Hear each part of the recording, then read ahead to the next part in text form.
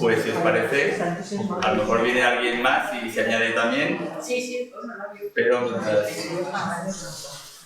miramos el tema de los temas técnicos, pues nada, buenas tardes. La Semana de las Letras es la 22 edición de la Semana de las Letras en el barrio de Torrero y es un acto más de todos los actos que se han programado, que ya se han realizado 3 durante esta semana y aún quedan otros 4 por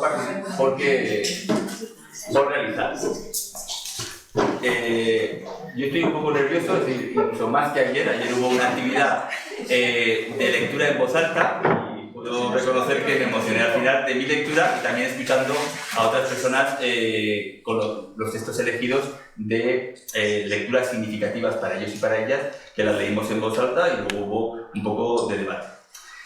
Aunque no me gusta nada, lo voy a hacer en muchas presentaciones, se empieza dando las gracias. Nunca me ha gustado, pero bueno, yo tengo que empezar también haciéndolo, ¿no? Gracias también a la Asociación de Vecinos Montes de Torrero por haber también colaborado y preparado esta actividad dentro de la 22 Semana de las Letras y hacerlo en su local. Y luego también pues la Junta Municipal, la Biblioteca y el Centro Cívico, que son los que organizan estas 22 Semanas de las Letras. Aparte de ello, tengo el privilegio de estar muy bien rodeado de 5 personas que son las que van a intervenir realmente en la mesa redonda. Empiezo presentándoles y dándoles a todas las gracias. Elena Serrano Fernández, que es médico de familia en un centro de atención primaria del barrio de San Andreu, se llama Casernes, el centro de atención primaria en Barcelona. En 2021 realizó un posgrado de prescripción lectora de la Facultad de Información y Medios Audiovisuales de la Universidad de Barcelona. Y también, yo creo que ahora estás con una beca de investigación, o has estado para el proyecto titulado Leer en Comunidad, una intervención comunitaria para la mejora del malestar emocional, la soledad percibida y la calidad de vida en los pacientes.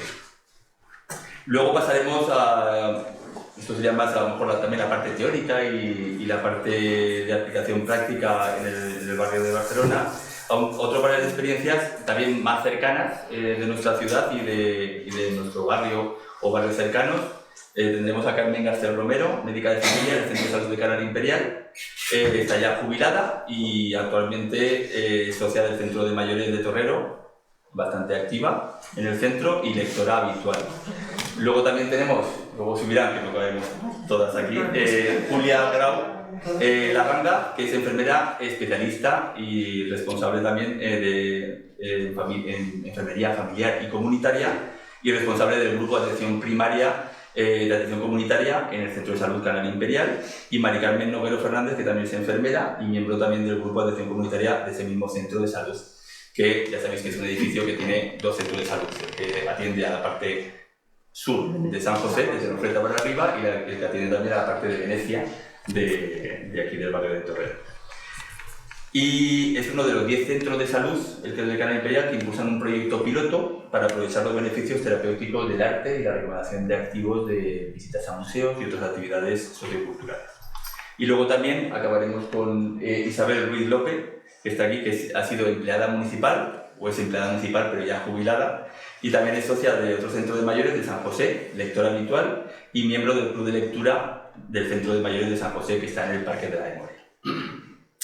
Pues sin más, que luego le voy a dar la palabra, no voy a hablar mucho, pero tenía aquí unas cosas preparadas que me las he apuntado para introducir un poco la mesa, ¿no? Porque el título de Tejer salud comunitaria leyendo, para mí es una frase en la que se mezclan tareas muy diferentes. Una sería la de tejer, entre comillas, que es una palabra muy gráfica, un trabajo que puede ser remunerado o no, que unido a la palabra comunitaria a mí me evoca el entrelazamiento de redes sociales, la cohesión entre los diversos actores y actrices de la comunidad, y para la salud, esa creación de lo saludable aboga por establecer redes en común, y en este caso concreto, leyendo y proponiendo diversas actuaciones socioculturales.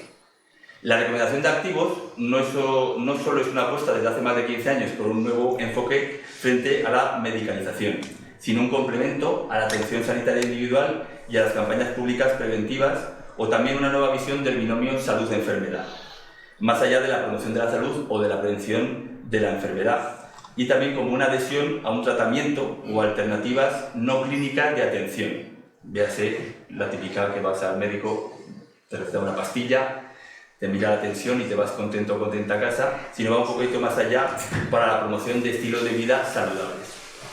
Los activos comunitarios en salud se definen como cualquier factor o recurso público, privado, el urbanismo, las personas referentes, los activos en asociaciones vecinales, que van potenciando las capacidades de los individuos, de las comunidades y de las poblaciones para mantener la salud y el bienestar. Pero muchas veces, de cara a estudiar cómo se condiciona la salud personal o la percepción que tenemos cada uno propia de nuestro estado de salud o de nuestra calidad de vida, hay una frase, que ahora no sé quién la dijo, pero es muy conocida, que el código postal, en nuestro caso el 50.007, muchas veces marca más que nuestro código genético en nuestra salud. Y luego hay diferencias escandalosas en años de vida y de calidad de vida en esos años entre barrios diferentes de una misma ciudad, algunas veces más de 10 años de mortalidad o de esperanza de vida. Entonces, se estudian los determinantes sociales de la salud, que serían aquellas condiciones en las que nacemos, crecemos, vivimos y envejecemos con desigual acceso al dinero, al poder y a los recursos, y que provocan esas desigualdades o lo que llamamos también inequidades en salud, como son pues, la igualdad de oportunidades, la familia en la que naces, el acceso a una buena educación, a un sistema de salud público, a las vacunas, los periodos que puedes sufrir de paro y empleo, de precariedad laboral, el ascensor social, la vivienda digna o no tener acceso a la misma, el acceso a la cultura. Y estos son determinantes claves para una salud posterior, cómo se afronta el estrés ante las situaciones que va planteando la vida y que permiten afrontar de diferente manera problemas como la soledad no deseada o no admitida, el malestar emocional, el deterioro de la salud mental, pero también enfermedades que afectan en las etapas adultas y de la tercera edad en las personas, como el sobrepeso, la hiperglucemia, la osteoporosis, el sedentarismo o la depresión.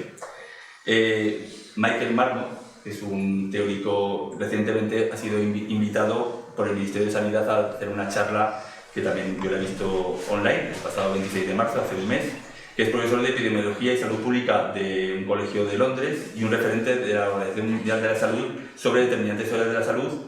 Comentaba en esa charla, junto a Mónica García, que decía qué sentido tiene tratar a las personas desde el sistema sanitario y luego devolverles a las condiciones de vida que les enferman. La injusticia social mata y si los condicionantes de la salud, del bienestar y de la calidad de vida son sociales, pues también deberán ser sociales las soluciones, él lo comentaba en la charla. En esta mesa, ya acabo, desde lo teórico, que necesita evidencias basadas en la investigación y también desde la práctica diaria, que podrán corroborar o no las teorías propuestas, se van a exponer experiencias cercanas, iniciadas en este sentido, centrándonos en propuestas significativas para las personas sobre los beneficios de la lectura individual y comunitaria y el acceso a actividades socioculturales. Creo que me he extendido demasiado,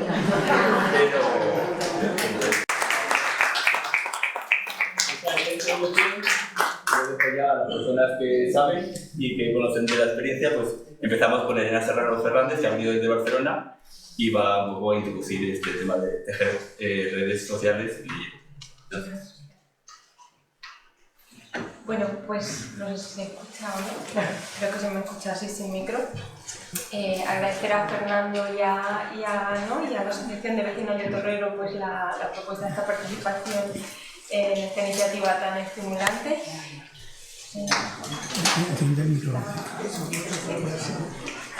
¿Ahora? ¿Sí?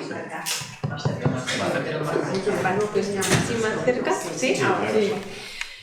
Bueno, el agradecimiento por la participación en esta iniciativa y yo os compartiré una experiencia, como decía Fernando, que hemos llevado a cabo en el centro de salud en el que trabajo, en Barcelona. Nosotras titulamos nuestro proyecto Leer en comunidad, una intervención comunitaria para mejorar el malestar emocional, la soledad no deseada y la calidad de vida de los pacientes que atendemos en la consulta.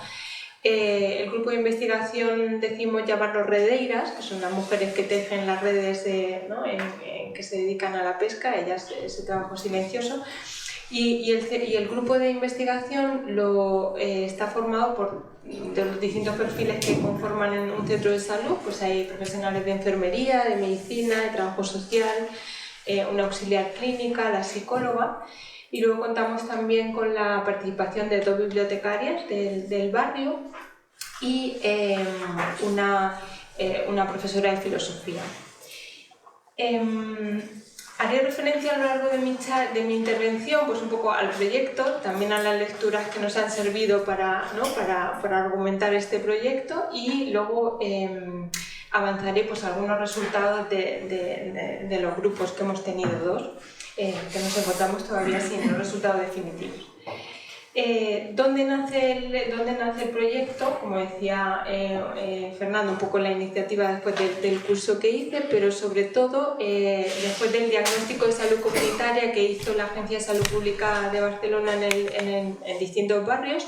Y en el nuestro se detectó que uno de los problemas que afectaba a todas las edades era la soledad no deseada. Entonces, desde el centro de atención primaria, el centro de salud y también en el barrio se han iniciado diferentes intervenciones y una fue esta.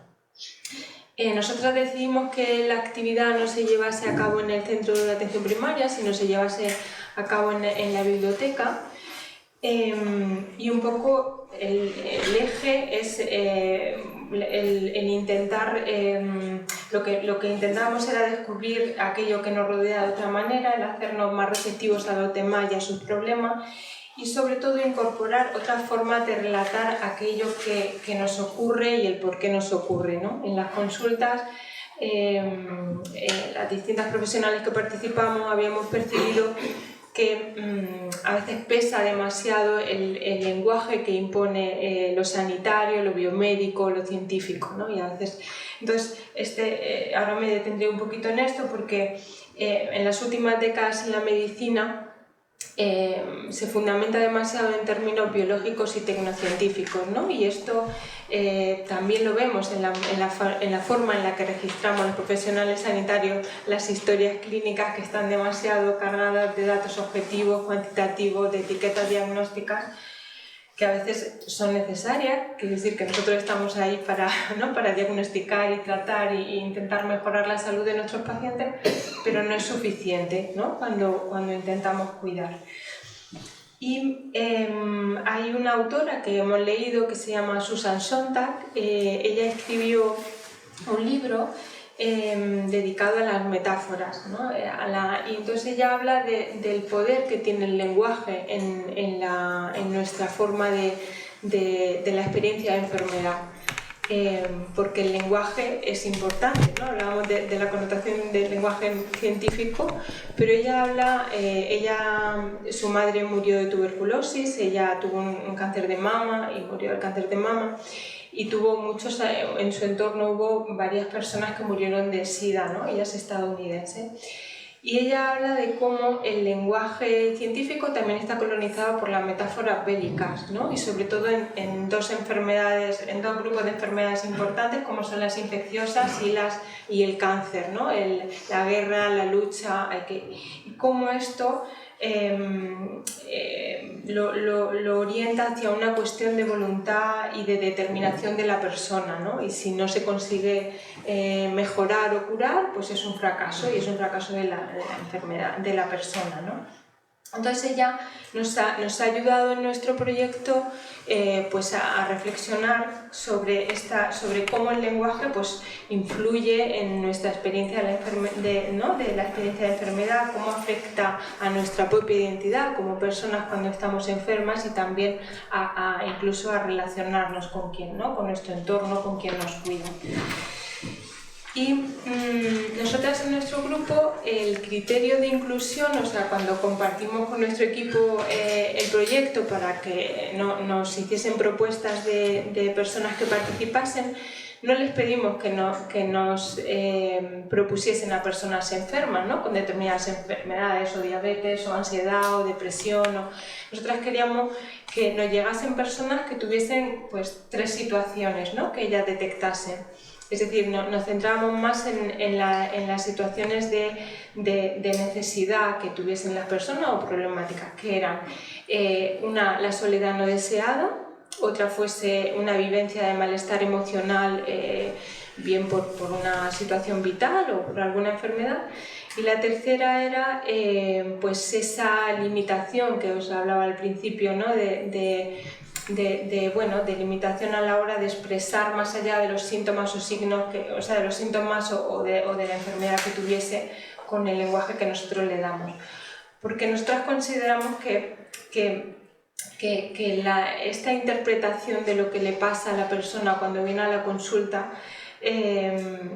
debería ir más allá de las clasificaciones y las etiquetas, ¿no? Porque cada persona vive de forma única lo que le pasa y su experiencia es singular, ¿no? Nosotros estudiamos enfermedades en las facultades, pero luego atendemos a personas. Y también, como decía Fernando, en las consultas también vemos malestares que vienen derivados de los condicionantes socioeconómicos, ¿no? Que esto sabemos que también enferman. Y cuando una narración, esto hay evidencia que cuando una narración es elaborada junto y conjuntamente con el profesional de referencia, sea medicina, de enfermería, de trabajo social, pues esto ya tiene un valor sanador, ¿no? en el proceso de atención. Y en atención primaria pues tenemos esta herramienta de alguna manera, que es el vínculo que se va creando con el tiempo, ¿no? Entonces, nosotros creamos dos grupos que llevamos a cabo el año pasado, de octubre, el año pasado de enero a junio, y este año lo hicimos de octubre a marzo. Eran grupos que participaban en 6 sesiones de grupo de lectura. Había 2 personas conductoras, una era la profesora de filosofía, Begoña Román, y otra era yo. Y el primer grupo es en el de que tenemos algunos datos que ahora os diré. Las sesiones eran más o menos una vez al mes, de duración eran los miércoles por la tarde, de duración de 1 hora y media, y las bibliotecarias nos ayudaban, ellas colaboraban ayudando a hacer el carnet de biblioteca a las personas que no lo tenían, y era una manera también de conocer otro recurso comunitario, que les contaba Fernando que la biblioteca es un centro muy importante, es un centro, ¿no?, de activo de salud muy importante en el barrio. Y eran las que nos facilitaban los libros, ¿no?, se pedían. En el primer grupo participaron 14 personas, y ahora os comentaré las características. Pero una de las cosas que nos interesaban era que no fuese habíamos revisado la literatura, antes lo estábamos comentando fuera, que siempre en los grupos de lectura participan más mujeres, ¿no? Y de una determinada edad. Nosotros también propusimos que esta intención de intentar incorporar a diferentes edades, porque habíamos visto que la soledad no deseada en el barrio afectaba a jóvenes, ¿no?, edad media y mayores, y que el grupo de lectura fuese, pues eso, como ese encuentro inesperado e improbable en la comunidad, ¿no? A veces intergeneracional, que eso es otro tema que ha salido, que es la dificultad para relacionarse entre otras generaciones. Y ahí también nos iluminó un poco la lectura de una filósofa que se llama Nussbaum, Martha Nussbaum. Ella también es estadounidense, y en la que ella habla de que las capacidades de las personas no son estáticas, ni nos acompañan a lo largo de la vida, ni son inherentes a la persona, sino ella tiene una visión capacitista en el sentido de que una persona siempre tiene el potencial de desarrollar capacidades, pero hay que reconocer que hay ciertos entornos o ciertos contextos que son limitantes, ¿no? Y tienen que ver con las condiciones políticas, sociales, económicas, ¿no? Entonces cualquier persona la deberíamos de considerar eso. En el grupo pues teníamos, como decía, en el primero 14 participantes, 11 eran españoles, había un chico argelino de 28 años, una mujer marroquí y una joven colombiana. Había 7 personas ya jubiladas, 4 en activo, 2 mujeres trabajadoras del hogar y una persona con una incapacidad por un accidente grave. Y 6 vivían solas, una persona vivía con su perro, 2 con pareja, 2 con hijos, y una persona vivía en situación de calle, vivía en un local. 9 tenían afición a la lectura y 6 solo tenían el carnet de biblioteca, un poco porque este sería el mapa, ¿no? Y siguiendo con esto, otra autora que también nos parece relevante es Andrueto, María Teresa Andrueto, que ella es una escritora argentina que tiene diferentes libros porque ella ha sido referente en la promoción de la lectura, sobre todo en infanto-juvenil, pero hay un libro que se llama La lectura, autorrevolución, en la que ella habla de que un libro puede, pues como una persona, ¿no? Con la que conversamos, interrogarnos, imaginar otras formas de vida posibles, enseñarnos a mirar aspectos desconocidos de nosotros mismos. Y ella lo que nos ha servido es para definir nuestro proyecto, acercarnos a lo humano, ¿no? Reconociendo que a veces hay una tensión entre la complejidad ante los problemas y necesidades que tienen las personas y la tendencia que tenemos desde las consultas del sistema sanitario a crear estancos, ¿no? Una persona tiene un problema biológico o lo tiene psicológico o lo tiene social, pero en el grupo de lectura hemos visto que a veces esto es una red que no se puede separar y la lectura pues, nos ayuda a reconocer que la vida ¿no? y las personas somos complejas, no complicadas, con soluciones simples. Respecto a la biblioterapia, esta era una parte, ¿no? Lo que os he contado hasta ahora es un poco la parte más de la bibliografía que tiene que ver con esto del lenguaje, ¿no? de la utilidad del libro. Y luego otro tema que revisamos es el tema de la biblioterapia, ¿no? El concepto de biblioterapia nació en los años 50 en Estados Unidos, pero el país que más ha desarrollado los grupos de lectura es el Reino Unido, Inglaterra. Y ahí encontramos que había como 3 grandes grupos de biblioterapia.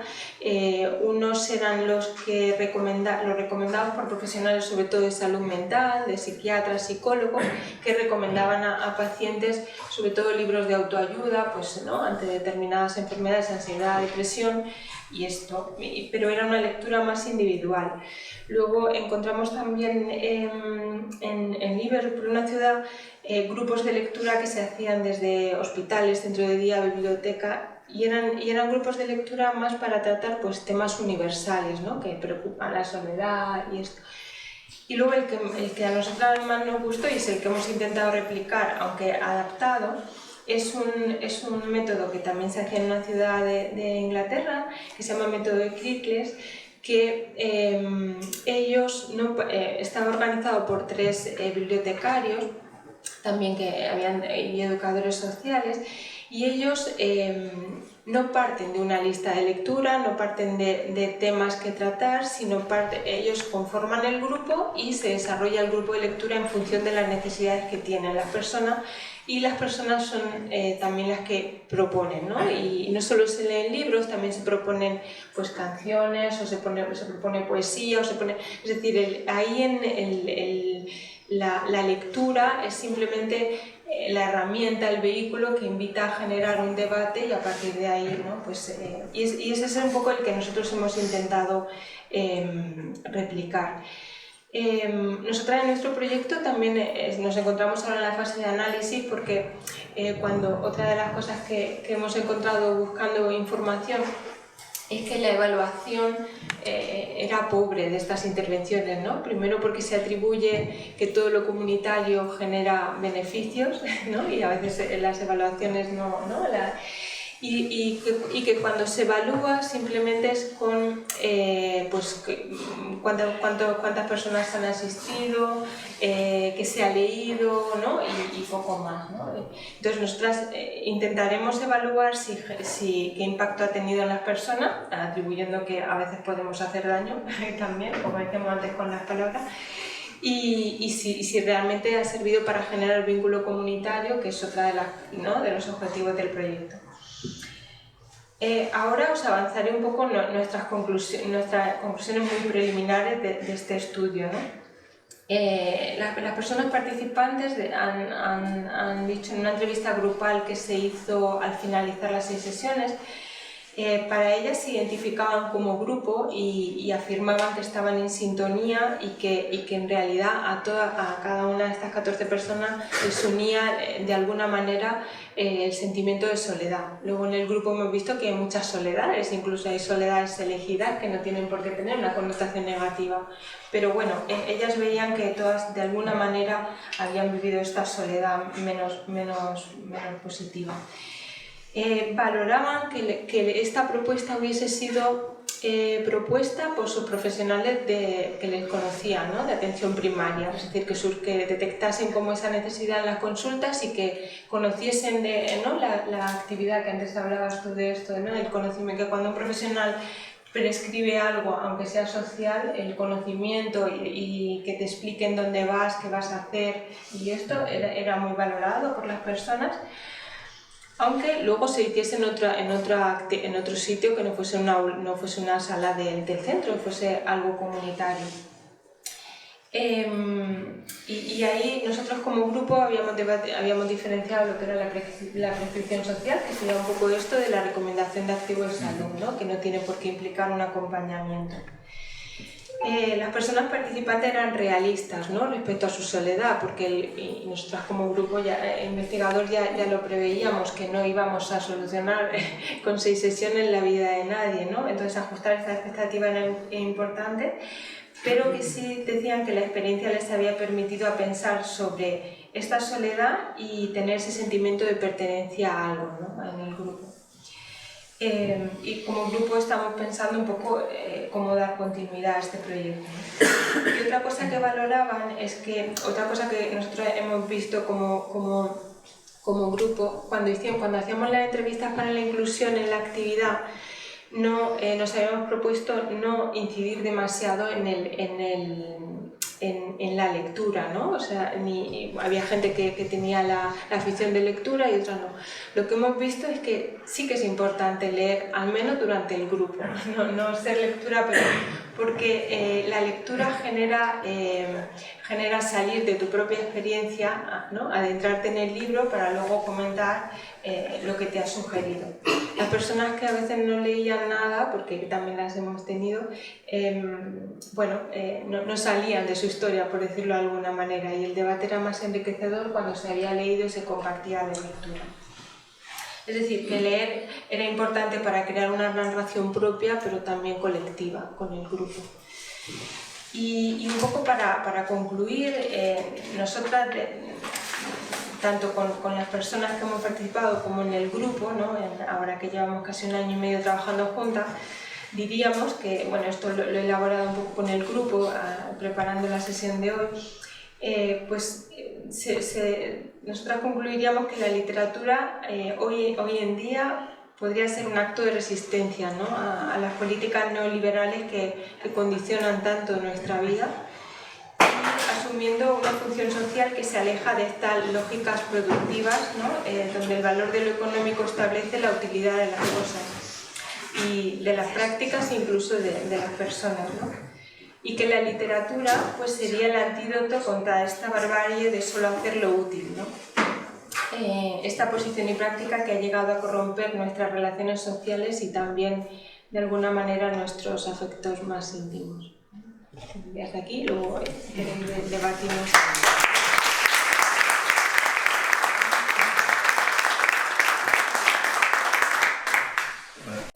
De cara a organizarnos todos, si tenéis alguna pregunta, yo creo que lo mejor es que la retengáis.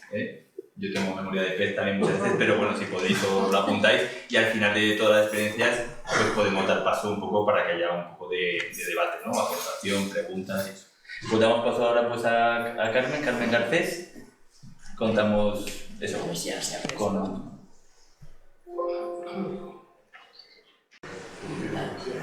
Vale. Apagamos un poco para que se nos dé un poquito la luz y...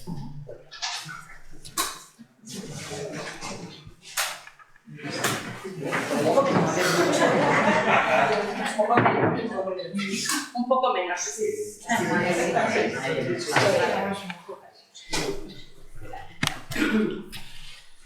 ¿Así sí?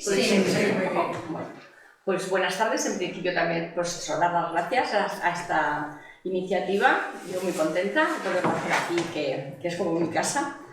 Y bueno, no tengo tanta experiencia como tiene Elena, pero vamos a pasar a la parte que es un poco más práctica, de ver un poco, pues no sé, las experiencias, ¿no?, que he podido tener en relación a este tema que tratamos hoy en los años de profesión.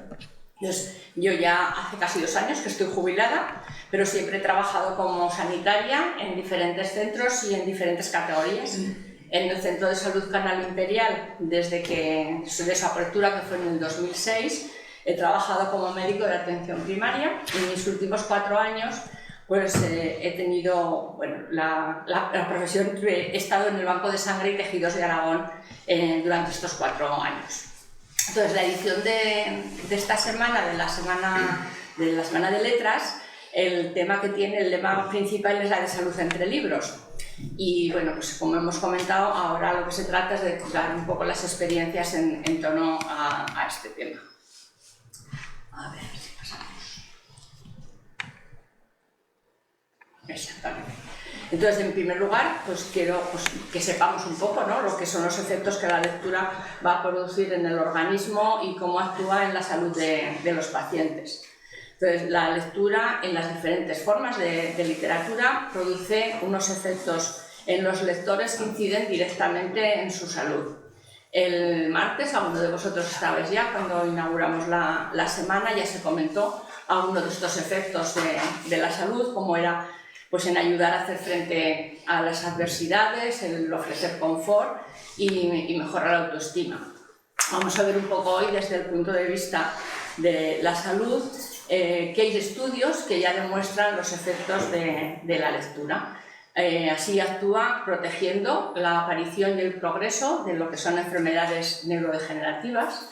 Actúa también considerándose como el principal ejercicio para el cerebro, porque con la lectura se activa una parte que no solo está en relación con el lenguaje, sino también con la razón y con el conocimiento. Mejora también el ejercicio de la lectura, la memoria, la concentración y la atención. Consigue también un aumento en el lenguaje, una mejor fluidez verbal y un aumento de la empatía, al mismo tiempo que disminuye el estrés y disminuye el insomnio. En cuanto, desde el punto de vista de la salud física, hay una disminución de la tensión arterial, se mejora la calidad del sueño, se mantiene el cerebro activo, y esto está demostrado que se corresponde con más longevidad, y hay una liberación en el organismo de unas sustancias que se llaman endorfinas y que se relacionan pues, con el bienestar, con el alivio del dolor y con la mejora del estrés y la relajación. Así que podemos decir que, además de entretener, la lectura promueve la salud física y emocional. Antes de comenzar con las experiencias que quiero contaros, pues también hay que puntualizar, para que por lo menos lo conozcamos, que existe la posibilidad de algún peligro desencadenado por la lectura.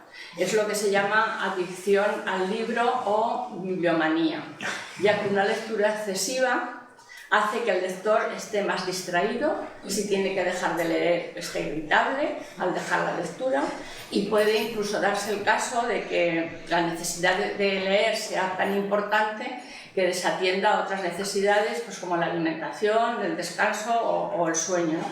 Y se puede llegar a perder peso importante o a llegar a una situación de agotamiento generalizado. Bueno, luego en menor medida, pues a lo mejor nos suena un poco más, pues hay ocasiones que el terminar la lectura de un libro nos provoca cierta melancolía, que es producida pues por las emociones que ha generado esa lectura que hemos hecho, por haberse vinculado pues muy estrechamente a uno de los personajes, o simplemente por la historia que nos contaba el libro. Y esto, ya digo, no es tan raro y sí que lo podemos ver. En cuanto a las experiencias, voy a contar unas experiencias en mi última etapa profesional, que fue en el Banco de Sangre, donde allí en ese periodo se realizaron campañas que unían de alguna manera la promoción de la donación de sangre con el fomento a la lectura. No son pacientes, porque es el único servicio de salud que atiende a personas sanas, pero también es muy importante este colectivo. Entonces, desde 2022, justo el día antes de la celebración del libro, el 22 de abril, se inauguró pues, esta actividad, ¿no? A partir de entonces, los donantes podían hacer una donación de libros y luego intercambiar con la de otros donantes de sangre allí mismo en la sede del banco de sangre. Y se habilitó un espacio, que es el que veis ahí en la diapositiva, que está colocado en la zona de la sala de espera de los donantes.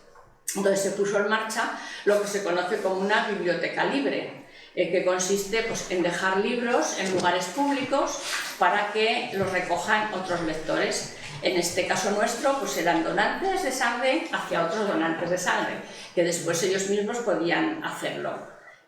Actualmente, pues, al año de tener en marcha esta actividad, la media era de los préstamos, o sea, que se llevaban unos 20 volúmenes semanales. La verdad es que al principio los que se recibían era muy variable, ¿no? Pues hubo incluso un par de donantes que trajeron casi 100 libros, es decir, que era un poco así, no venían con su libro para cambiar, pero como era al principio, pues ellos se animaban y hacían más. Bueno, ahora, ya sabéis, ahora ya estoy jubilada, pero esta mañana he llamado para que me dijeran un poco cómo sería la actividad. Yo sabía que estuve la semana pasada con mi hija que fue a hacer la donación y vi que seguían estando ahí los libros y la biblioteca funciona y ha subido casi entre un 30 y un 40 volúmenes semanales los que salen de la biblioteca y los que van acudiendo. O sea que en función con el número de donantes que suele haber en la sede del banco de sangre, ya no en las colectas, pues esto solo está allí, pues en función de los donantes que hay es casi una quinta, o sea, uno de cada, a ver, cinco donantes diarios, hay 55 donantes diarios interactuando con esta biblioteca. Entonces, pues bueno, yo creo que fue una experiencia que sigue adelante, que es interesante. Después, en el año siguiente, pues esto fue en el 2022, al año siguiente, en el 2023, se llevó a cabo otra colaboración novedosa con los alumnos del grado de Información y Documentación de la Facultad de Filosofía y Letras de la Universidad. Y consistió en dos actividades. Por un lado, es lo que veis aquí, es la actividad que se llamaba Versos dedicados a la sangre, que eran los alumnos de la universidad los que fueron decorando los pasillos del centro educativo. Aquí lo que vemos son las escaleras, no se llega a leer bien lo que hay, pero era como lo iban colocando, y con eso hacían ellos la promoción eran versos dedicados a la sangre. Con eso hacíamos la promoción tanto de la donación de sangre como de médula ósea a los estudiantes de su facultad. Y esta experiencia tenía otra actividad que consistió, bajo el lema de Poesía en Vena, un grupo de estudiantes que eran de la asignatura de Promoción y Animación a la Lectura de esta facultad, pues nos visitaron las instalaciones del banco y nos hicieron entrega, como veis ahí, de una colección de 40 tarjetas diferentes con textos literarios elegidos por ellos, en los que se aludía a la sangre y a la vida.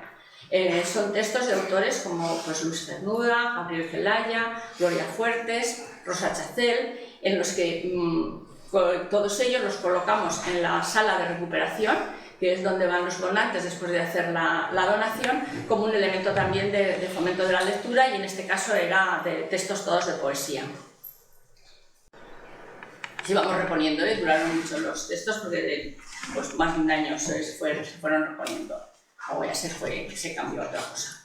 Pero sí que durante mucho tiempo tuvo mucha aceptación por los donantes. Ese ratito que están ahí, que no les dejamos que se vayan nunca antes de que hayan tomado algo, que pase un ratito a ver si no se marean y tal, pues bueno, pues la verdad que ellos agradecían esa novela, lo tienen muy visto. Hay muchos donantes que van cada 3 meses fijo, que tienen muy visto ya las 4 paredes de allí, y eso lo agradecieron.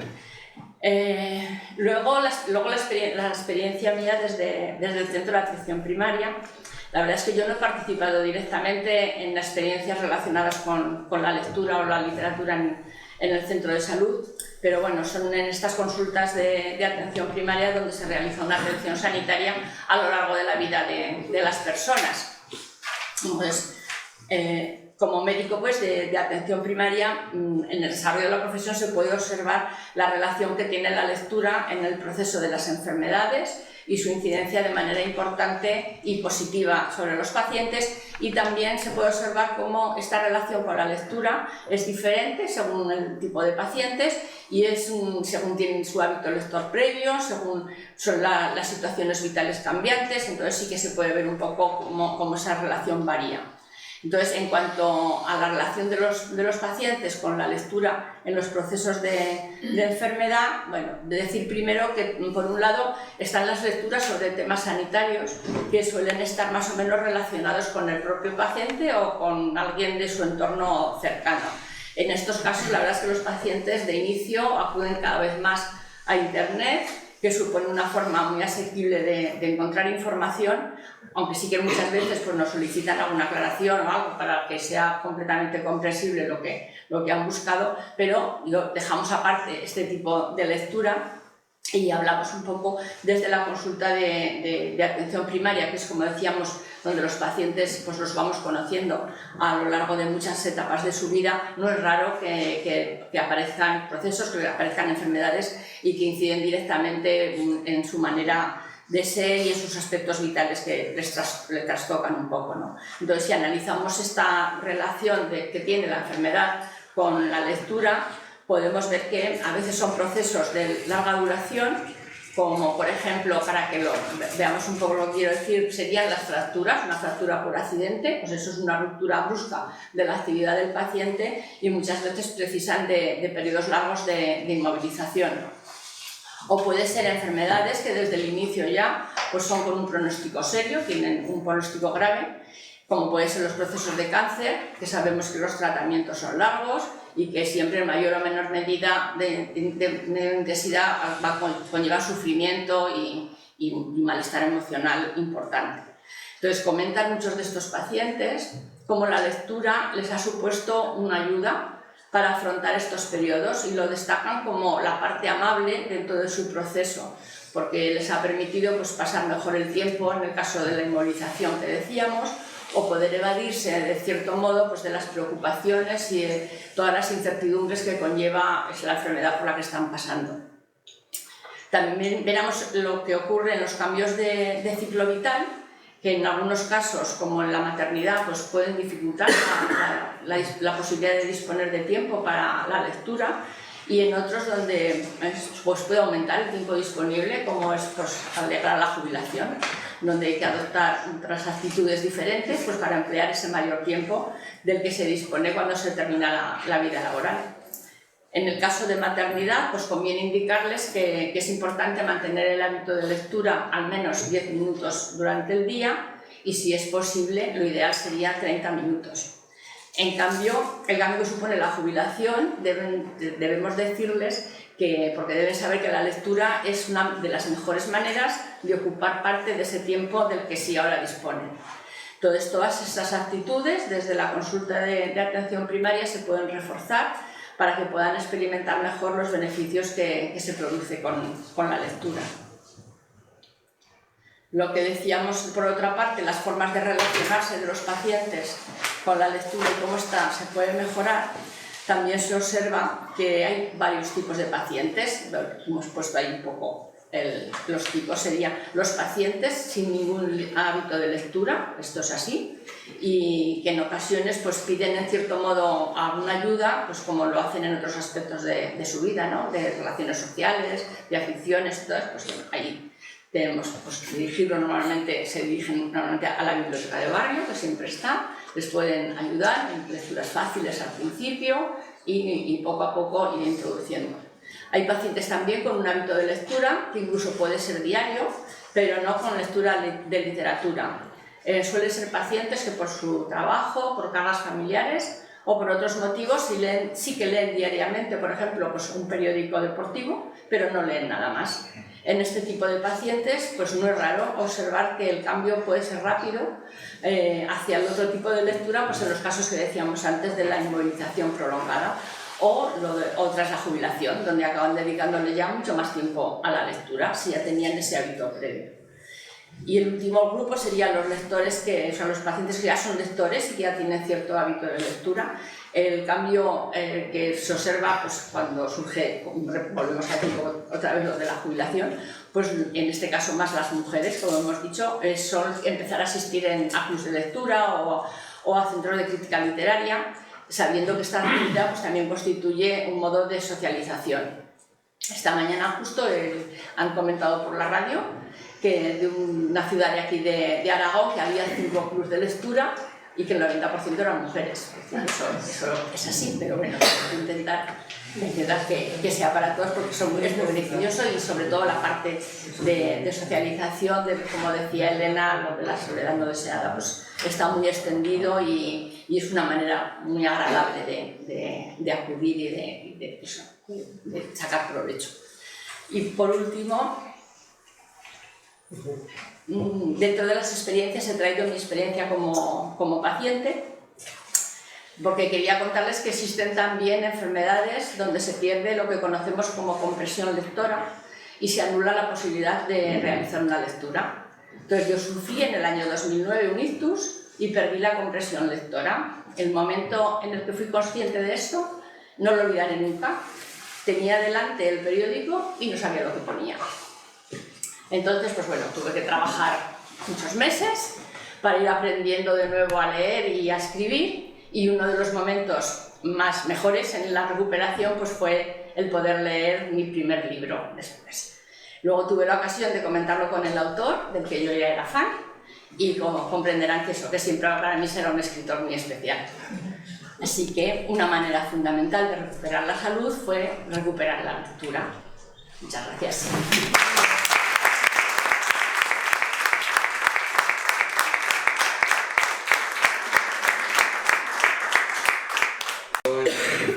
Están teniendo, me parece, son 10 centros de salud. Creo que el año pasado hubo algunos pilotos, creo que 1 o 2 Eso. Y entonces ahora hay como 10 centros de salud que con el museo del Ayuntamiento de Zaragoza está teniendo una relación de cara a que haya grupos en concreto que vayan, pues es una manera también una terapia. Entonces yo creo que ahora Julia y Carmen nos van a ilustrar con ello y luego ya pasaremos a la experiencia concreta del Club de Lectura del Centro de Mayores de San José con Isabel, cuando quieras. Vale. Buenas tardes, somos Carmen y Julia, somos enfermeras del Centro de Salud de Canal Imperial San José Sur y os venimos a contar un poco, como ha dicho Fernando, la experiencia que tenemos con esta participación. Pues esto surgió hace 2 años en el que el Servicio de Cultura del Ayuntamiento de Zaragoza ya colaboraba con algunos centros de salud. Creo que recordar San Pablo y Rebolería, no sé si alguno más, pues son los centros de salud que tienen el museo más próximo, realizando pues actividades puntuales. Y a partir de ahí pues preguntaron pues si podía ser una actividad que fuese ya más larga en el tiempo, pues algo ya más continuado. Entonces hablaron ya con la estrategia de atención comunitaria de Aragón, que todos los centros de salud trabajamos con ella, ¿vale? Pues con el fin de desmedicalizar los problemas de la vida diaria, ¿vale? De la gente, y en ella pues está la recomendación de activos para la salud, pues con el fin ya de derivar a las personas pues a todos los servicios y actividades de la comunidad pues, para ayudar a mejorar su salud y bienestar. Entonces empezaron un proyecto piloto ya a la causa de 1 año, nos contactaron algunos centros de salud del Canal Imperial que teníamos experiencia en recomendación de activos, también en socioculturales, puesto que hace unos años trabajamos con el Teatro de la Harinera para trabajar la soledad no deseada. Y esto empezó pues allá este septiembre del año pasado. Sí que tuvimos algunas reuniones con el servicio de museos del ayuntamiento, ¿vale? Ellos contrataron a una empresa que serían los monitores encargados después de realizar las visitas, y surgió ya un primer grupo de visitas en septiembre y pues hasta ahora. Entonces, estas visitas son visitas especiales, son visitas terapéuticas destinadas pues, a personas que están solas, que han sufrido algún acontecimiento vital estresante, pues que necesiten simplemente también diversificar sus intereses, ¿vale? O sea, son mayores de 18 años, incluso personas con enfermedades mentales graves, pero que en ese momento pues están en una situación estable, también disminuir el sedentarismo. Entonces, pues ahí nos empezamos a organizar y cada centro pues estuvimos decidiendo pues qué tipo de personas queríamos derivar. En nuestro caso pues sí que hemos estado derivando personas menores de 75 años, más que nada por condiciones físicas y mentales. Más que nada eso es por el interés. Y también por el interés. Bien, es cierto que si hemos visto pues alguna persona que más mayor que vemos que lo ha necesitado más, pues ahí también. Y son visitas de grupos pequeños, de unas 15 personas, y cada centro de salud ha derivado de 2 a 4 participantes. Entonces en septiembre empezó el primer grupo, son una visita al mes, una al Museo de Pablo Gargallo, otra al de Casa de Augusta, otra a una exposición temporal que hay en ese momento en la ciudad, y una cuarta pues un taller terapéutico. Experimental. Pues un taller experimental terapéutico. Sorpresa. ¿Qué sorpresa? En sorpresa, sí. Claro, antes de todo esto pues sí que tienen una jornada de acogida pues para que les expliquen en qué van a consistir las visitas. Claro, y a la hora de derivar pues sí que son con personas con las que tenemos ya un mínimo de confianza, o sea, no todo el mundo pues dice que me mandas aquí al museo, pero si a mí esto no me interesa, entonces claro, pues eso es algo que también tiene esa dificultad. Por eso también hemos elegido personas pues, que ya tenían un interés cultural previo, pues que sea más fácil que puedan acudir, que si hay alguna vez que no pueden acudir a alguna sesión, pues no pasa nada, pues se genera una lista de espera, pues otra persona pues acudirá en su lugar.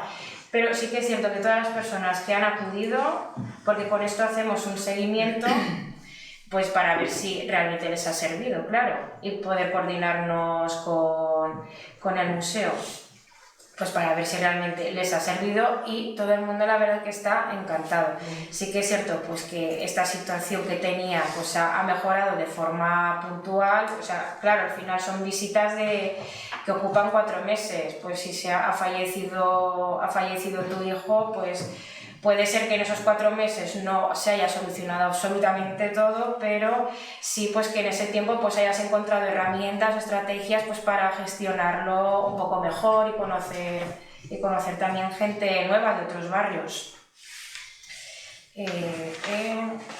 Entonces la idea es que esto pues siga adelante y que se pueda desarrollar pues en otros barrios de Zaragoza, incluso también en Torrero. Y con esto también quiero hacer hincapié pues, a todos los servicios que hay en el barrio, pues, por ejemplo, Fernando, que nos ha invitado, pues la recomendación de activos formal pues implica también que haya una coordinación, pues que la persona no vaya ciega, sobre todo en este tipo de servicios que cuesta un poco, pues ir de primeras, que haya una persona, un número de teléfono pues a la que pueda contactar, y pues que esa persona pues sepa pues qué actividad o qué recurso le puede venir mejor. Y para finalizar, que he estado ahí mirando algunos estudios, que sí que es cierto que, como también ha dicho Elena y Carmen, las compañeras, que al final eso, la participación activa en actividades artísticas y culturales puede contribuir a la prevención de los síntomas depresivos en adultos mayores y promover la participación artística y cultural, esta que es importante para proteger la salud mental. Muy bien.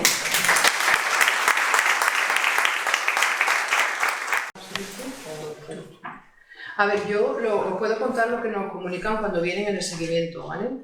A ellos no solo les ha servido para acercarse al tema cultural, que muchos no habían ido nunca al Museo de Pablo Gargallo, ni conocían un cuadro, ni nada. También están contentos por saber la historia de su región y porque han tejido una red social que la han ampliado, porque estos grupos luego ya se van relacionando entre ellos y acuden a otras actividades. Entonces tienen mucha más red social. Y también hay una cosa importante que están trabajando, que es el tema de la memoria, porque hacen un cuaderno cada vez que hacen una actividad, y eso les fija mucho todos los temas que les han ido contando, y durante el tiempo cuando vienen les preguntas y veo que van fijando detalles en memoria. Para ellos también les sirve no llegan allí, esperan que les cuenten la historia y se vienen. Yo les digo que hagan siempre un cuaderno de actividades, da igual que sea de un viaje como de una visita cultural, porque eso ayuda a fijar la memoria. De alguna manera también eso hace un taller de memoria, no solamente estamos haciendo actividades culturales. Y en cuanto a las relaciones, están muy contentos, están dispuestos a volver, pero claro, necesitamos personas nuevas, si no estarían siempre en el mismo circuito. Entonces yo creo que es una actividad que no solamente se enfoca a lo cultural, se pueden hacer varios objetivos en la misma cosa que se organiza cultural, salen muchas propuestas. Como decía mi compañera, pues hay gente que tiene problemas familiares en ese momento y claro, pues no se le va a solventar la depresión o lo que tenga, pero sí que les ayuda a salir de casa y a relacionarse, a tomarse un café, salir a caminar, hacer otras actividades, ponerse en contacto con personas afines a su edad y a sus intereses. Entonces os animamos a, si podéis acceder, a que lo hagáis, ¿vale?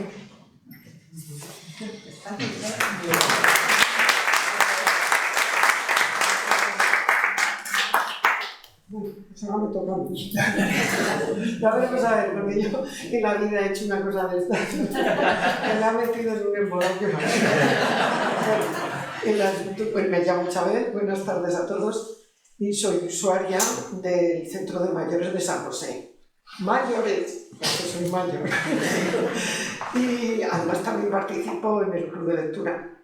Entonces os voy a explicar, pues porque yo estoy formando parte de ese club de lectura desde el principio. Cómo se organiza, qué es lo que hacemos. Había una usuaria en el centro, bueno, la idea partió de una de las usuarias del centro que se llama Mercedes y del director, que entonces estaba de director en ese centro. Entonces entre ellos lo hablaron, no sé qué conversaciones tendrían. El caso es que el club se puso en marcha, el club de lectura, en el año 2018. Entre ellos dos lo hablaron y lo organizaron todo. Tened en cuenta que este centro de mayores, que es muy difícil que una actividad de este tipo dure tanto tiempo, porque llevas en el 2018 y llevamos hasta hoy. Hubo un parón, que fue el parón del COVID, que todos los tuvimos. Pero vamos, 7 años son muchos años para una actividad continuada en un centro de mayores. Siempre ha contado con unos 15 participantes, 15, 16, 17, arriba, abajo. Importante recalcar, ya lo han recalcado todas las compañeras, que la mayoría somos mujeres. Aunque en cada curso siempre tenemos 1, 2, la vez que más hemos tenido ha sido 3. Que digo yo que será porque las mujeres somos más leonas, en todo sentido. Entonces, bueno, eso lo dejaremos para otro debate porque es un debate que no está. La verdad es que los que vienen no los hemos comido nunca, ni nada. Seguimos y todo. Pero bueno, que siguen. Ahora actualmente tenemos 1. Vamos, que se mantiene. Os cuento que nos reunimos una vez al mes, excepto los meses de verano. El libro que leemos y que comentamos nos lo proporciona el centro, o sea que es muy importante, no hay que comprarlo, que eso es fundamental, porque somos mayores y jubilados y claro, las pensiones, pues todos lo sabéis. Entonces resulta que el libro nos lo proporciona el centro. ¿Cómo lo hacen? Pues se ponen, el director se pondría en un principio, digo yo, ¿qué sería? Luego te lo cuento. Eso, en contacto con el Centro de Coordinación de Bibliotecas, que les proporciona la lista de los libros que se pueden conseguir, que es una tarea que no es fácil porque somos 15. Entonces tiene que haber en algunos sitios 15 libros iguales. Y por supuesto los de rabiosa actualidad pues, no están. Pero no nos importa porque son libros muy buenos los que les van a conseguir. En el tiempo que llevamos, que os he dicho que los hemos leído y comentado de 45 a 50 libros, que ya son también para nosotros que tenemos cataratas. El primer libro, os lo cuento porque es el primero y me hace mucha ilusión. El primer libro fue El viejo que leía novelas de amor, que es un libro de Luis Sepúlveda, que es un autor sudamericano. Y el último, que precisamente la última sesión la tuvimos ayer, mira por dónde conseguimos que la Mercedes, que es la que organiza todo esto, detrás de este libro desde hace mucho tiempo. Y al final lo pudimos conseguir. Se titula Mi Ucrania, de Victoria Avelin. Os podéis imaginar lo interesante que nos resultó a todos, luego lo contaremos. En algún caso, alguno de los libros que hemos leído, como fue este de Los girasoles ciegos, que está basado en la Guerra Civil Española, que nos resultó a todos muy interesante porque es que alguno de los que estamos casi la ha vivido, tanto, pero la posguerra sí. Entonces, de este libro, encima se hizo una película y también se proyectó en el centro. Pues resultó estupendo. El autor es Alberto Méndez. También se procura leer libros de autores aragoneses. Entre otras cosas porque son los que están en la biblioteca más parados. Esos no los dan. Claro, a nosotros nos interesa porque lo que queríamos conseguir, que lo conseguimos también, fue que vinieran al club de lectura. Entonces os menciono 3 de los que se han leído. Uno es de Carmen Santos, autora aragonesa, de Villanueva, creo que se titula Un jardín entre viñedos. Otro que fue de Joaquín Vergés, que se titula Un estado del malestar, que fue simpaticísimo y agradabilísimo. Y luego otro de Lorenzo Mediano, que se titula Las carchas sobre los hombros, que Lorenzo Mediano es un autor que vive en San José. Es médico. Sí, entonces, pues estos han venido. Y fue muy interesante esa experiencia. Porque claro, para ellos los autores, pues un club de lectura de gente mayor, pues no lo habían vivido. Y luego para nosotras también, porque es que le preguntábamos todo. Se preguntaba de dónde te salió la idea, cómo te hacía este pueblo, cuesta mucho escribir, qué te pasa con la editorial, en fin. Aquello fue una experiencia muy, muy interesante. Además os digo, como somos mujeres y algunas cocinan muy bien, pues para esos eventos llevaban bizcochos, tú estuviste en Con Lorenzo Mediano, sí. Pues entonces, oye, se estiraban y llevaban un termo de café.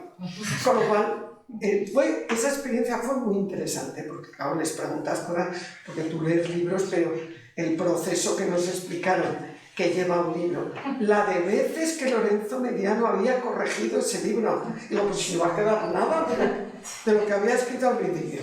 Pues que nos gustó mucho porque eso nosotras no teníamos ni idea. Y luego, que aunque no os parezca, hemos leído también de estos libros que se clasifican como importantes. Alguno. Bueno, que ahora es, por ejemplo, 100 años de soledad de García Márquez, El camino de Delibes y luego de los episodios nacionales la parte de Zaragoza, de Galdós. Oye, esos son importantes. Luego os explicaré lo que nos pasa con los 100 años de soledad que no nos resultó tan.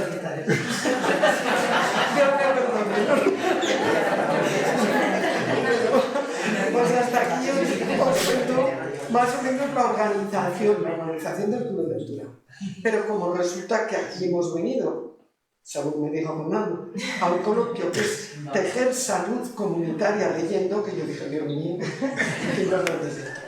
Pero yo os diría que según mi experiencia que sí, que es muy importante para la salud. La literatura también es salud.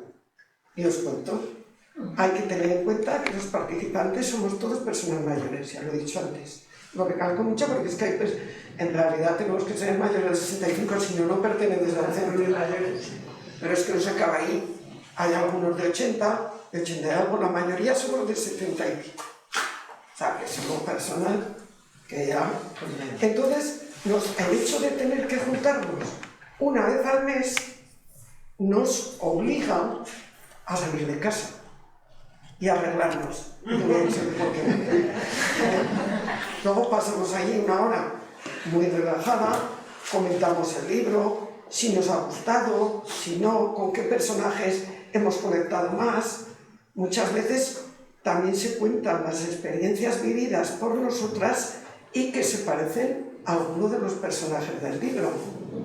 Por ejemplo, os diré, una decía, pues mi madre me contaba que en su pueblo durante la guerra había que parar. No, pues en el mío para la vendimia hacíamos una fiesta y ya también había que parar. Otro, pues que lo he apuntado porque son cosas que son...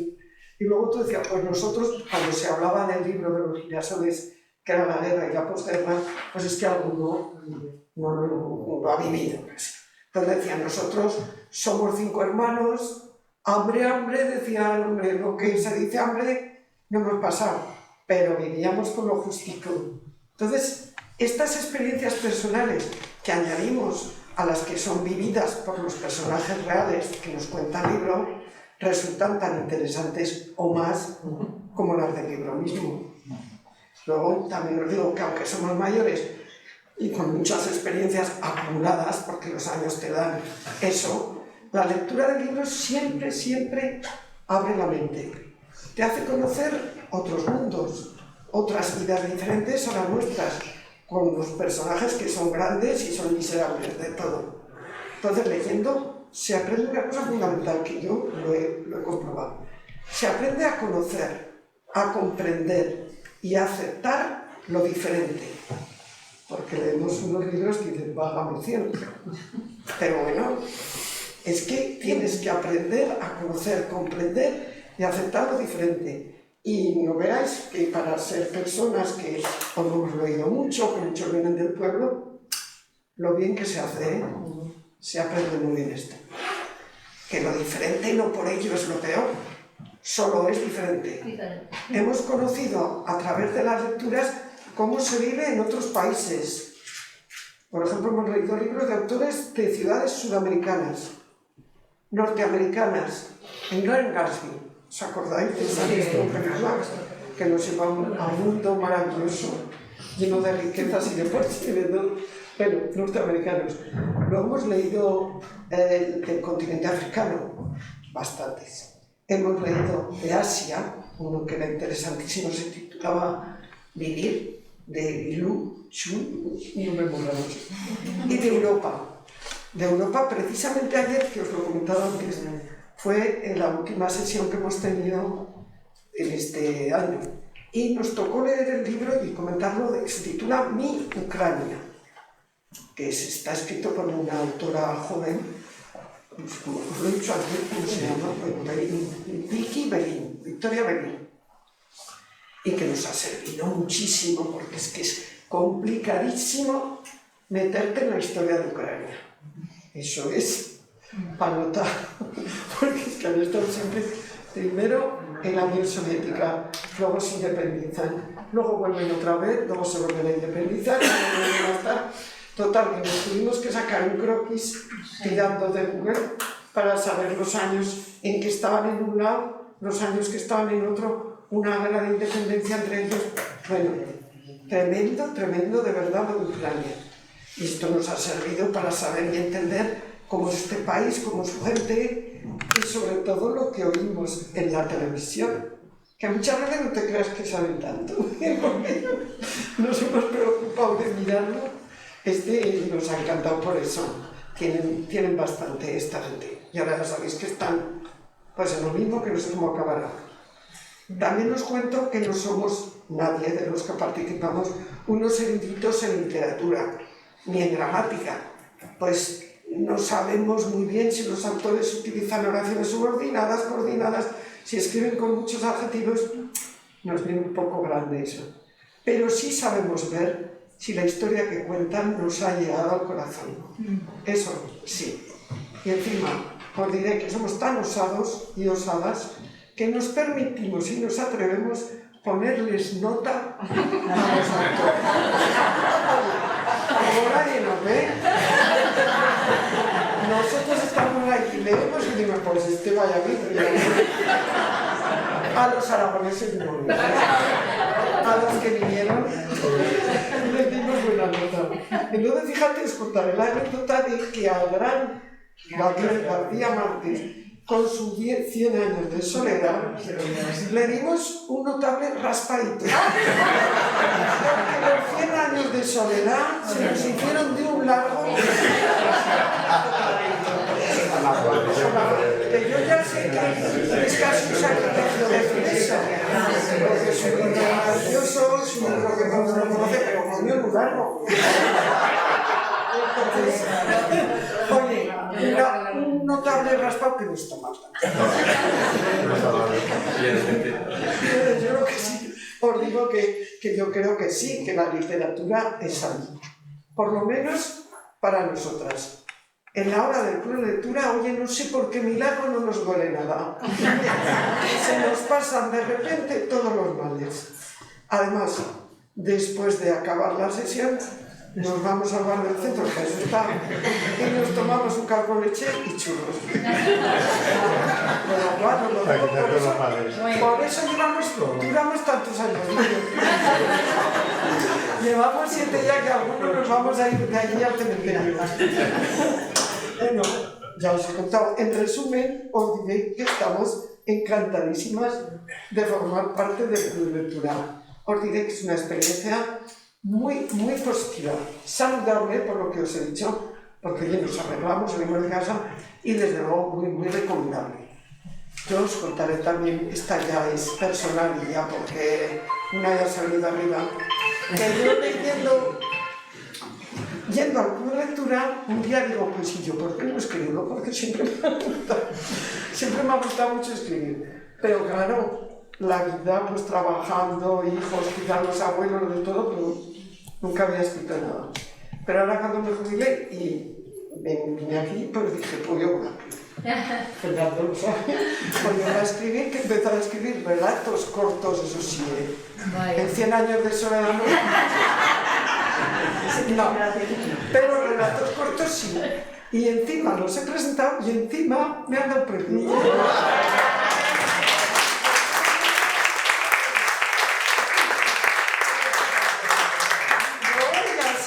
Tenemos a una próxima premio Nobel.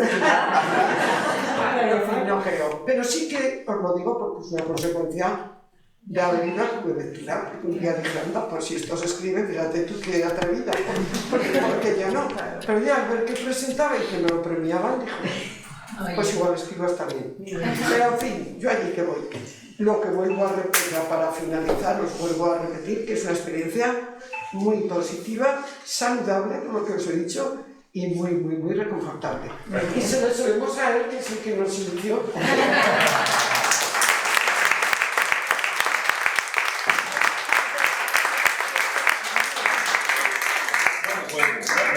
No vayáis, que así ya hacemos un poco de debate, ¿si os parece? Bueno, como no caemos todas arriba, oye, que muchas gracias por las 5 aportaciones. Entonces, un poco, la verdad, sería al contrario, es decir, yo creo que si tenéis alguna pregunta, si tenéis alguna aportación también, pero una aportación larga, si va a acompañar una pregunta, así también podemos dar un poquito rienda al debate. Entonces, yo tengo una pregunta preparada, pero preferiría no decirla. Entonces, prefiero que seáis vosotras quien quiera. Hace 5 o 6 años, no me acuerdo del autor, leí una novela que se titulaba El Club de las Lectoras Valientes, que trataba una historia en Londres, en la Segunda Guerra Mundial, de una bibliotecaria que bajó todos sus libros a una estación de metro y montó allí una biblioteca, iba la gente a coger libros, también hacían amistades y toda una historia que me ha, bueno, o sea, como esto que contabais me ha recordado esa novela. Lo que no me acuerdo del autor ahora, de la autora. Era así, El Club de las Lectoras Valientes o algo así. Y era en Londres en la Segunda Guerra Mundial, sí. Venga, por aquí se anima también. Yo, una preguntita, muchas gracias a todos, ha sido una gozada. Para Elena, me ha chocado la diversidad de gente que comentabas en el grupo. Cuando has comentado Entonces, sí que me gustaría que comentaras un poco más sobre la lectura. ¿Qué tipo de lectura es la que hicieron? Porque sí que has comentado pues, los beneficios, sobre todo a nivel social y a nivel relacional y demás, pero en concreto, ¿qué leyeron? Ese grupo tan diverso, ¿qué leyeron? ¿Cómo funcionó? Es poner en común el tema de la lectura y así. A ver, os decía que habíamos, revisando los modelos que de lectura, habíamos elegido en el que no se priorizaban lecturas y se dejaba abierto. Nosotros, en el curso de investigación, sí que hizo un listado de libros posibles. De hecho, el primero, que fue la muerte de Iván Ilich, de Tolstoy, lo propusimos y lo informamos en la entrevista. Al ser acotado 6 sesiones, en poco tiempo, tratarse, ¿no?, de un proyecto cerrado, nos parecía que llevar una lista preparada, y estuvimos abiertos porque la segunda lectura fue de una propuesta, era necesario, porque no era un grupo de lectura al que venir, leer, ¿no? Simplemente, sino nos interesaba tratar el tema de la lectura, o sea, la soledad no deseada, pues el relato vital, la revisión de vida, la enfermedad, ¿no?, el contexto social. Ese fue el primero, que lo hemos repetido en los 2 grupos de lectura.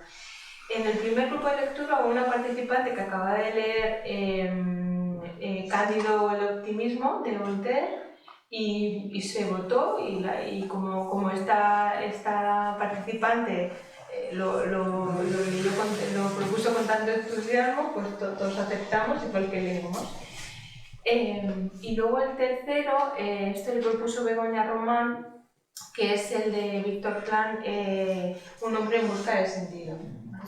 Este fue un libro que también lo hemos leído en otro grupo de lectura, porque en el segundo grupo de lectura hemos leído también relatos, que era una petición de, ¿no?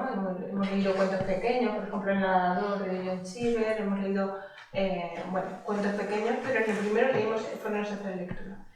El tercero fue muy interesante la lectura, sobre todo porque lo que vimos a lo largo del grupo de lectura es que al final las 3 lecturas tenían algo en común y siempre salían las lecturas previas. El tercero, no sé si lo habéis leído, pero es muy duro, y sobre todo con el contexto que estamos viviendo ahora de la guerra, porque, ¿no?, es su experiencia, es un psiquiatra que vivió en un campo de concentración, perdió a toda su familia, pero él luego desarrolló una terapia que se llama la logoterapia, ¿no?, y que se aplica en entornos de psicología. En esa época tenía mucho mayor peso el psicoanálisis y fue lo que más triunfó. Pero la propuesta de la logoterapia, que está basada en contar, reconoce el pasado y lo que nos ha pasado, ¿no?, pero trabaja el futuro, ¿no? Me ha pasado esto, pero ¿no?, el psicoanálisis trabaja en el trauma y cómo resolver el trauma, ¿no? Y eso pues nos sirvió también, ¿no? Porque nosotros en el grupo de lectura, y fue una decisión lo de no hacerlo en el centro de salud y hacerlo en la biblioteca, no queríamos que se convirtiese en una consulta sanitaria, ¿no? Pero sí que la gente pudiese salir, las personas pudiesen salir también con algo que la lectura. Entonces esas fueron las 3. El segundo ha sido interesante también, la lectura de cuentos, porque la gente que no era tan lectora, de hecho en el segundo grupo ha habido más participación de la lectura. Los cuentos pequeños daban a veces más juego, ¿no? Y la sensación de llevo algo leído y lo he acabado, ¿no? En el primero la participación de lectura era variada. Pero también el leer clásicos era interesante, ¿no? Porque había gente, como lo que hablaba antes de la discapacidad, ¿no? Había gente que decía, un lector ruso, ¿no? He leído, o sea, era como que, ¿no? A veces no se siente capaz uno y luego lo lees, es que, ¿no? Incluso la cosa de leerlo a través de los otros, ¿no? Esos puntos de vista eran muy interesantes. Supongo que no se tienen las mismas perspectivas una persona con otra, entonces hay que discutir. Sí, claro. Se discute más. Sí. Y luego yo creo que lo interesante era esto que os contaba antes del sentimiento de soledad no deseada, que era común en diferentes edades, ¿no? Pues el chico que vivía en situación de calle, ¿no?, sin una vivienda, y con alguien de edad, ¿no? Y cómo les unía algo, y cómo probablemente si no era en el grupo nunca hubiesen entrado en relación, ¿no? eso era también algo importante, les unía a la cultura y les unía al barrio y luego se han creado 2 grupos de WhatsApp al acabar en los 2, de alguna manera. En el primero sabemos que se reunieron para leer en 2 ocasiones, no sabemos si han seguido porque ya no hemos tenido, y en el segundo, que ha acabado hace poco, sí que sabemos que también, o sea que no estamos nosotras porque pensamos que esto es una cosa de la comunidad. Oye, ¿puedes repetir los títulos de los 3 libros que has dicho que habíais leído? Sí, La muerte de Ivan Illich. ¿La muerte? De Ivan Illich, de Tolstoy. El segundo era El Cándido, el optimista de Voltaire. Y el tercero es El hombre en busca de sentido. Ah, sí. Sí. Oye, ¿y entonces los leíais en casa y luego los exponían, o los leíais allí, o cómo lo hacíais? Lo dábamos, se leía y luego llegábamos para el primero, para el de... Hicimos como un guión de cosas que queríamos que saliesen. Pues por ejemplo, pues la familia y el cuidado, ¿no? el hedonismo, la vida por el placer, las relaciones sociales, ¿no? Que es todo lo que el libro puede dar en sí. Pero también nosotras nos marcábamos, o sea, Begoña, que es la profesora de filosofía, sí que a veces se enmarcaba un poco, se valoraba mucho el enmarcar al principio de la sesión un poco el contexto sobre el autor, sobre el escritor y el contexto histórico en el que se había escrito, ¿no? La Rusia del siglo tal. Y a veces enmarcábamos, ¿no? Pues, a veces se hablaba pues, de la imposición de toda la tecnología actualmente, ¿no? La diferencia con antes. Y entonces se dedicaba un tiempo a enmarcarlo esto, ¿no? O sea, estamos hablando de esto, ¿no? Estamos hablando de la soledad cuando alguien enferma y quien presta el cuidado, ¿no? La muerte de Ivan Illich es el mayordomo, quien más cuida a esta persona, ¿no? Y sí, o sea, pero bueno, nosotros no marcamos el debate, estábamos ahí, ¿no? Y luego una persona del grupo investigador, en el primero fue la trabajadora social, en el segundo la enfermera, acudió a observadora y ella tomaba notas sobre la dinámica del grupo, que es un poco lo que estamos también utilizando ahora para...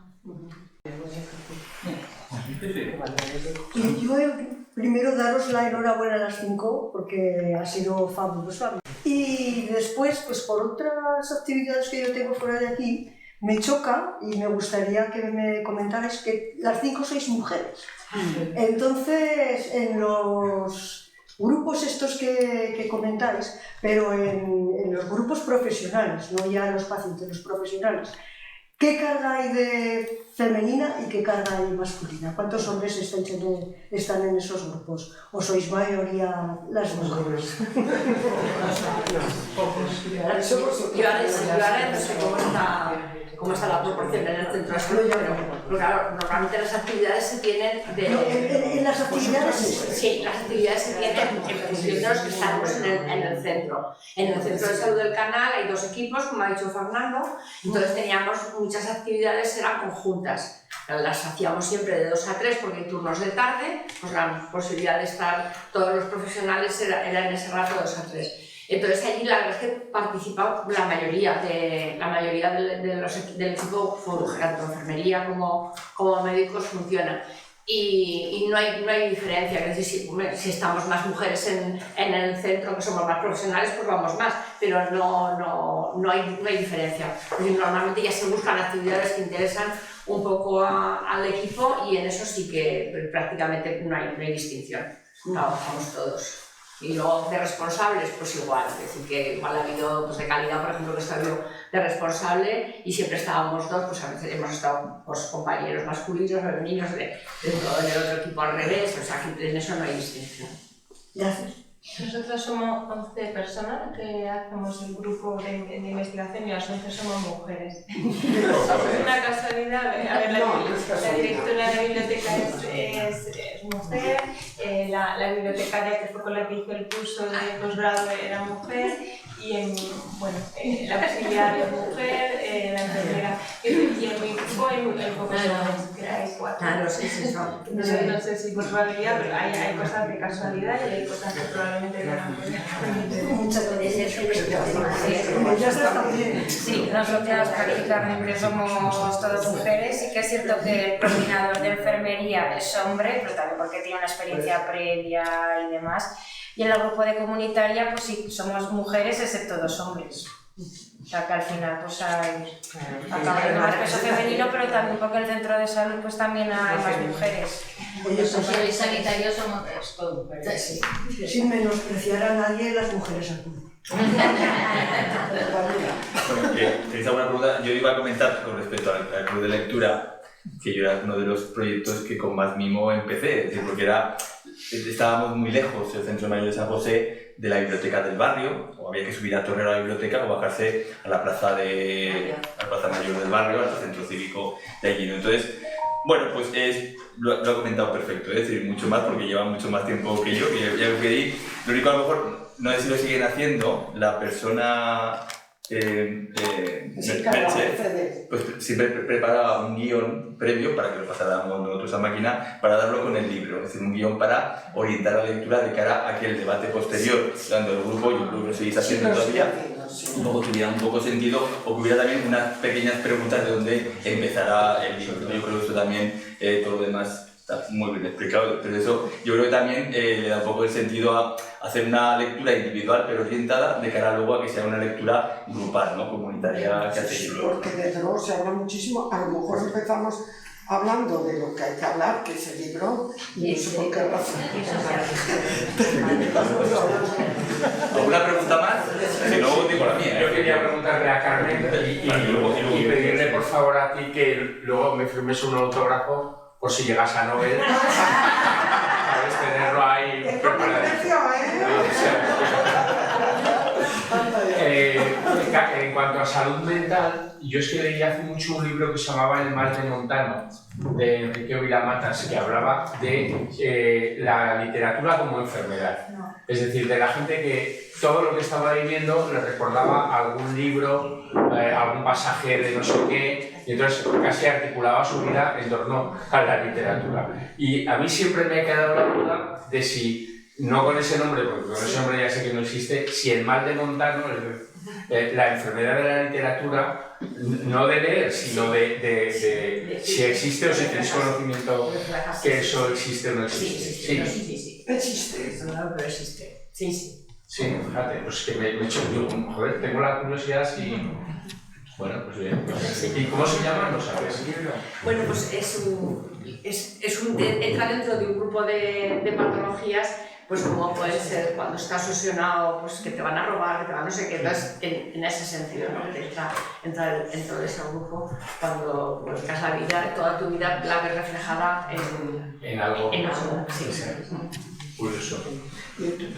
Yo tampoco sabía, que estoy en el libro de esto, que se podía considerar patología la obsesión por leer. No me he quedado. Tenemos aquí a un señor que no me acuerdo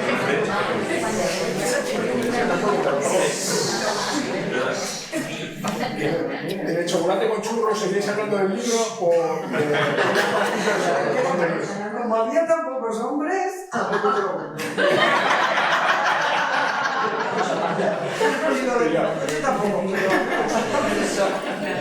No, normalmente bien, pero es que en el centro hay un bar precioso, como supongo que habrá aquí en el de Torrero. Sí. Y barato. Aquí no hay chocolate en Torrero. Muy barato.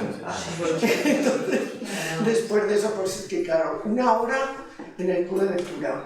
Que ya, pues como se sube el tono, porque ya te digo que hablamos de muchas cosas, pues luego ya, no siempre, pero alguna, porque la gente tiene prisa y se va, pero algunas veces sí se va, a lo mejor todos no, pero muchos sí, y seguimos pues de lo divino y de lo humano. Los abuelos, ¿de qué vamos a hablar? De los nietos lo tenemos prohibido. Bueno, vamos bien de hora, es decir, que 5 minutos más si queréis, si tenéis alguna pregunta. Bueno, yo como tenía 3, pero lo voy a dejar ahí. Nada, era un poco más a lo mejor, más que a Isabel, a la parte más sanitaria y tal. El tema de cómo avanzar en las evidencias científicas de que estos grupos o estas terapias pueden ir bien. Claro, yo que vengo más de la parte más de medición, un control de test al principio, cómo se encuentra un test de salud autopercibida, de calidad de vida, y luego hacer otro al final después de la intervención, me parece un poco artificioso, ¿no? De cara al grupo, quedaría como feo, ¿no? Yo creo que más la idea sería con investigación más cualitativa, ¿no? Más que valoración, que siempre parece que cuando hacemos algo, esto ya es una valoración, es algo ya implica algo positivo, hacer una valoración en serio de qué mejoras se ven con las narraciones, a lo mejor con la narrativa de las personas que están en el grupo, ¿no? Entonces ahí yo me iba a la importancia de la narrativa, ¿no? Que comentaba Elena, tanto del paciente cuando te expone su enfermedad, cómo se siente, o que muchas veces viene el paciente a la consulta, pero viene a lo mejor a pasar el rato para no estar solo en casa, que yo creo que de todo hay, ¿no? También hay gente que va ahí porque necesita que alguien le atienda, ¿no? Es decir, que está solo en el mundo, ¿no? Y también un poco la evaluación por parte de la persona sanitaria de lo que escribe en el informe médico, en la historia clínica del paciente, ¿no? De cara a ello yo creo que también podría ser una valoración, una evolución de ese paciente, de cómo va. Entonces, voy a la pregunta. El artículo que se ha comentado Elena, ya me lo pasó a mí de Strangis porque está todavía sin publicar, yo creo que ya está publicado en una revista que está abierta, creo que es Humanidad, ¿no? De Minfi. Está cerrada. Ah, vale, pues yo tengo acceso. Pero bueno, que seáis a lo mejor de la universidad podéis entrar en esa revista que sale la experiencia, que cuenta también todo el tema de los libros, de Bernilis y tal. Es muy rápido también de leer, son 3 o 4 folios de momento. Sí que había, bueno, en esa revista o en otra, pues yo he cogido una editorial y entonces por ahí va la pregunta, ¿no? Es decir, en cuanto a esta recomendación de archivos o de lecturas significativas o de museos y tal, un poco los límites que tienen también, ¿no? Entonces yo os preguntaba, yo tengo mi respuesta, pero un poco preguntaros si esta recomendación de archivos, proponerla como campañas que van dirigidas a toda la población en general, de salud pública.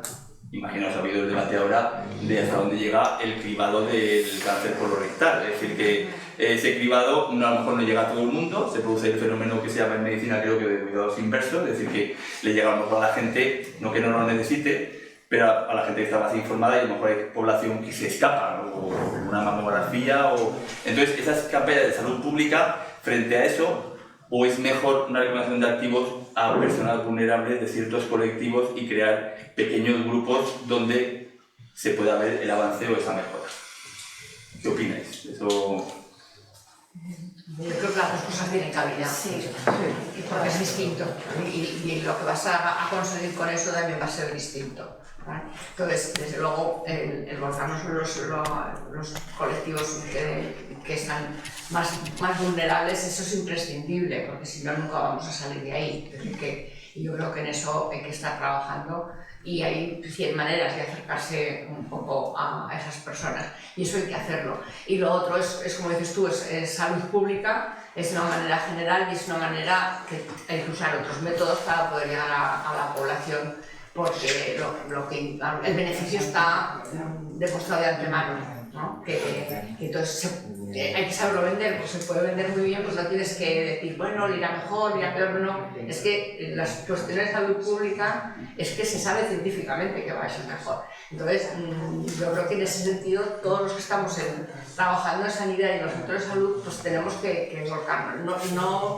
A ver, pues hay gente que dice, no, es que yo no, es que... Y le dice, bueno, pues si él no quiere, pues ¿qué le vamos a hacer? Yo creo que es obligación nuestra como sanitarios, sobre todo en esas cosas que se sabe el beneficio de antemano, insistir un poco más y conseguir convencer y hacerle razonar.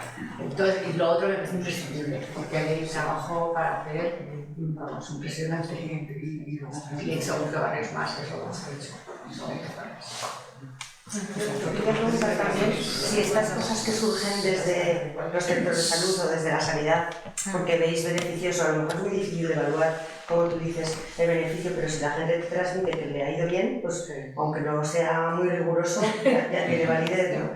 Que si es un poco voluntariado vuestro, que ¿esto se marca desde la institución o desde la administración o surge más de vuestras inquietudes? A ver, realmente esto se marca desde nuestra institución, desde la estrategia de atención familiar, o sea, de atención comunitaria de Aragón, que eso es una iniciativa de la Consejería de Sanidad, pero al final pues es trabajo nuestro que hacemos a veces fuera de nuestro... Eso es. Yo, por ejemplo, que trabajaba de tarde hasta las 8, pues me he bloqueado la agenda pues para venir aquí. Pues sí, claro, pues entonces... Sí, un poco supongo que lo de juntarse los miércoles por la tarde en vuestro caso y tal, pues parecido, ¿no? Nosotros conseguimos una beca de investigación que tardamos 3 convocatorias en conseguirla. Básicamente creo que la mayor dificultad tenía que ver con cómo nos planteábamos evaluarlo. Nosotros nos planteábamos evaluarlo desde la parte más cualitativa, es decir, que no deja de ser riguroso. Lo que pasa es que, como os decía antes, vivimos en un mundo en el que si no todo se demuestra con números, no tiene valor. Entonces, dentro de la evaluación de las convocatorias, el proyecto iba mejorando cada vez que nos lo evaluaban, y entendimos después de la segunda que si no incluíamos parte cuantitativa, pues quizás no era valorado. Entonces, tuvimos que incluir 3 cuestionarios antes y después, aunque nosotros lo que nos está aportando realmente la evaluación es lo cualitativo, es decir, la entrevista que estamos transcribiendo y analizando, porque el antes-después de unos test de bienestar emocional en un grupo tan pequeño ya sabemos, pero para los evaluadores y de la investigación y lo que es. Nosotros sí, claro, esto nos dieron, un dinero que es la mínima parte de esto. Y esto fue una iniciativa por interés, pero creyendo realmente que puede aportar, y de hecho la responsabilidad ahora es intentar darle continuidad viendo esto, ¿no? Pero bueno, forma parte, yo creo que la atención primaria es diferente a otros entornos, ¿no? En el ámbito sanitario vemos un poco, pues eso, lo que decía Fernando, las inequidades que hay, y que podemos atender a la gente a lo largo de su vida, ¿no? No son consultas cortadas en el tiempo por un proceso de enfermedad. Entonces yo creo que ahí por eso, ¿no? que trascienda al encuentro clínico y la demanda que hace la persona, sino detectando, y sobre todo pues que las condiciones políticas y económicas permitan la continuidad en